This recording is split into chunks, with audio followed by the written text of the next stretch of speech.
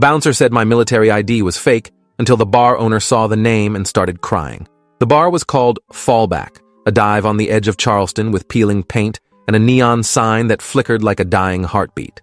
I'd driven 3 hours to get here, following an address I'd found in my brother's belongings after the funeral.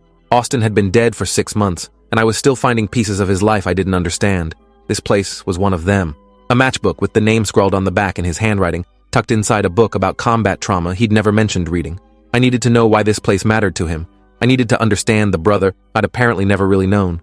The parking lot was mostly empty on this Wednesday evening. Just a few motorcycles and beat-up trucks scattered across the cracked asphalt. I locked my car and walked toward the entrance, my brother's dog tags hanging around my neck under my shirt, where I'd worn them every day since the funeral. The bouncer was massive, 6'5" easily, with arms like tree trunks and a beard that covered half his face.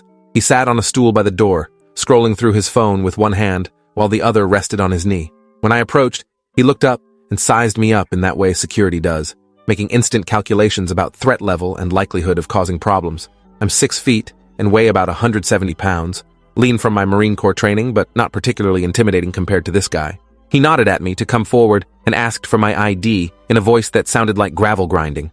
I pulled out my military ID card, the one that identified me as Sergeant Kyle Osman, United States Marine Corps, currently on authorized leave. He took it and held it up to the light, squinting at the photo and then at my face. Then his expression changed, hardening into something suspicious and hostile. "This is fake," he said flatly, handing the card back to me. I stared at him, confused. It wasn't fake. It was a legitimate military ID issued by the Department of Defense with all the proper security features and holograms.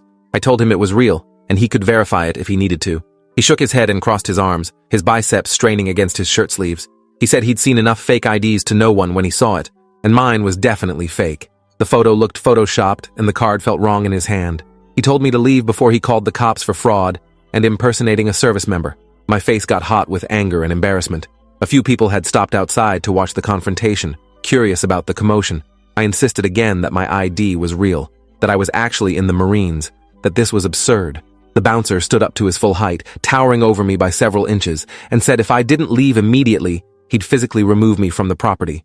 I was about to argue more when the front door of the bar opened and a man stepped out, probably in his early 50s, with gray hair and weathered skin that spoke of too many years in the sun. He wore jeans and a faded military t-shirt and moved with the careful precision of someone whose body had taken damage and learned to compensate. He asked what the problem was, and the bouncer explained that I was trying to use a fake military ID to get in.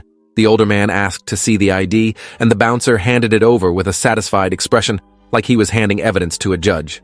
The man held the card under the exterior light and read it carefully.